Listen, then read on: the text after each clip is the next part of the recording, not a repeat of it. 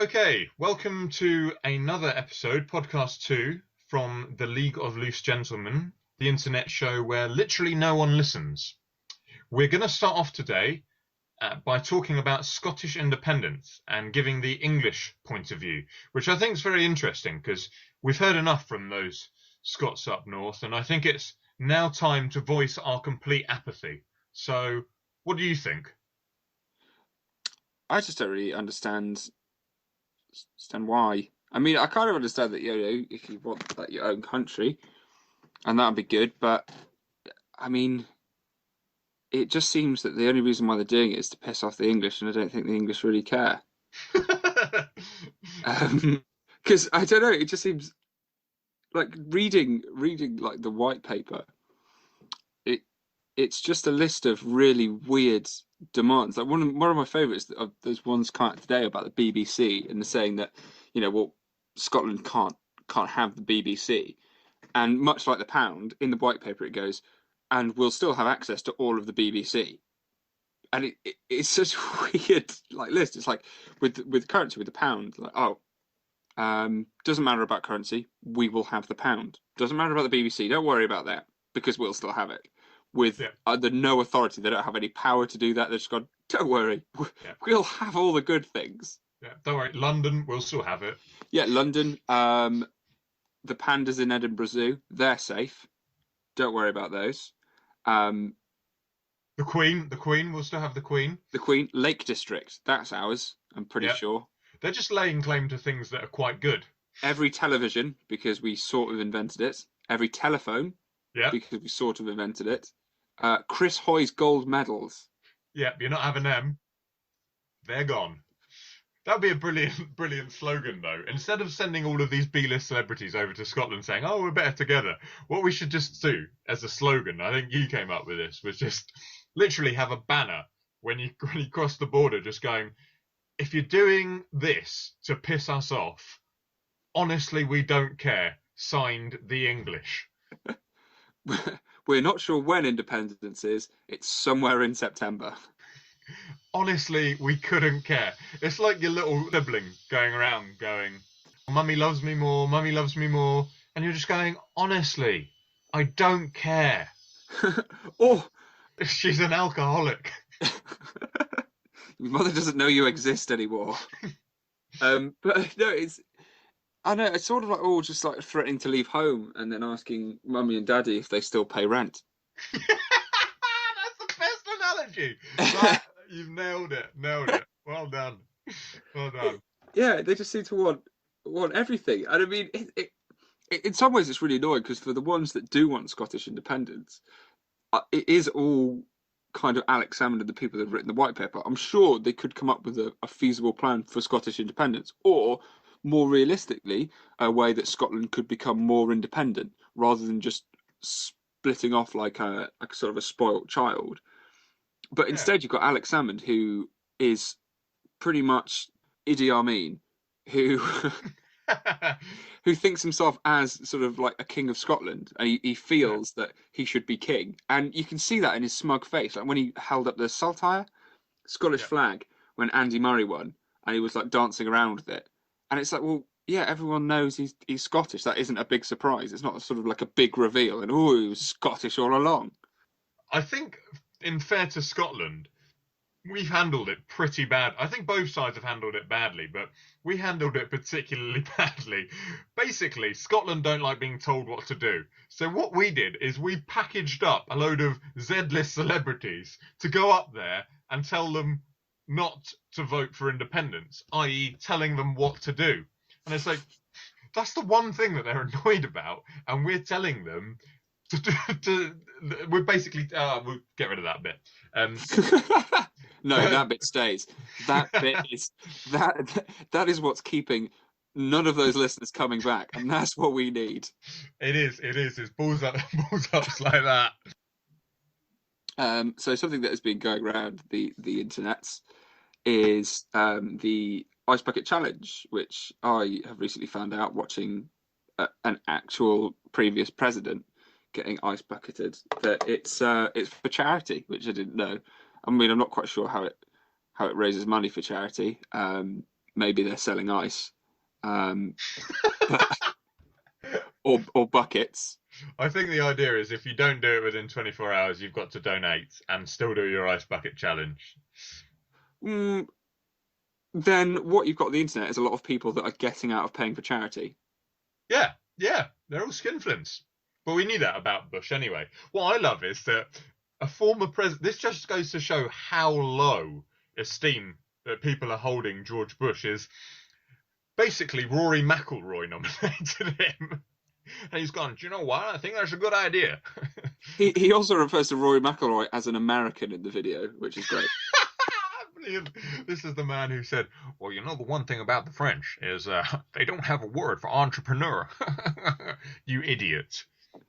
Who's that impression of? That's Bill Clinton. But yeah, but of course he's nominated Bill Clinton, hasn't he? Yeah, he has. His good friend Bill. The other topic is everyone's favourite Australian albino, Julian Assange, who is going to leave the Ecuadorian embassy after 2 years of some say freeloading off the Ecuadorians. So yeah, what do you think? Yeah, well, they're not rich people anyway, are they? I guess the trouble is, when you say freeloading, it's the fact that he's actually not allowed outside the Ecuadorian embassy, which is the problem. It's not like he was on Benefit Street. But at the same time, mate, he's got internet. You can make bank transfers. He's always saying, oh, he doesn't have internet banking. Everyone's got internet banking. It's weird though, isn't it, that they go after these people like the Edward Snowdens, the Julian Assanges. Effectively, what they've both done is unveil the corruption within government. I mean, apart from, you know, maybe doing the naughty sex things, which we don't know if it is true. It's certainly not true of Edward Snowden. I mean, there's been no allegations that Edward Snowden has done naughty sex things in Sweden that we know of. They still went after him like a bloodhound on a strong scent, right? Yeah, they did, and yeah, probably it does seem a bit suspicious that they're hammering him over past charges. But I don't know. I feel that he should, if he has any kind of faith in the judicial system, he should sort of go and face it. And he hasn't committed any crimes under the US law, I don't think. So I don't think he'd be extradited to the US.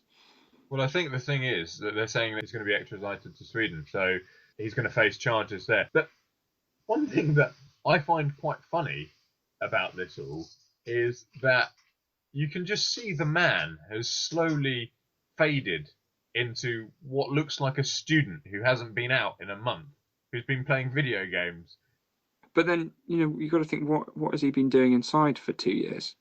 How well equipped is the Ecuadorian embassy? Does it have a gym? Also, who's he talking to? Because he's not doing anything. If you're working in the Ecuadorian embassy, he's just going to walk in and go, "You right? What are you doing?" Just doing a bit of work, Julian. Okay. Do you fancy go for a coffee? No, Julian, mate. I've got work to do. All right. Speak to you in a bit. That really awkward bit. What are you up to this evening? Yeah, I'm just nipping out. Yeah, we're all going out for lunch, Julian. Yeah. Oh, cool. Well, next time you're having a lunch inside, just hit me up. Let me know. Yeah, it's like, can you do takeaway? No, Julian, no. They don't do takeaway. You're going to Pizza Express. Oh, they do takeaway. Yeah, it's not the same though, is it, Julian? Yeah, the dough balls go all mushy. Yeah, I like the atmosphere. We're going to pop out. With the Polish chefs. Lovely t-shirt. Love it. Yeah. Authentic Italian Polish chefs with their sailor tops. I don't understand what he is doing. He does interviews for journalists, doesn't he? I mean, the fact was that he was under kind of a house arrest in Suffolk, I think. And you're just thinking, that's the time to go, isn't it? That's the time to just beat a hasty retreat. Because that's what Snowden did when he was in Hong Kong. Hong Kong were going, we should probably give him over to the United States. And eventually he thought, yeah, probably going to go to Russia, the one place where the United States will never get me. Yeah. I heard he's actually behind, he was orchestrating the revolt in the Ukraine. What, Snowden? Yeah, the timing, any coincidence? I think not. The meekest looking man in the universe. Yeah. What do you do? IT. All right, mate. Of course you do. Of course you do.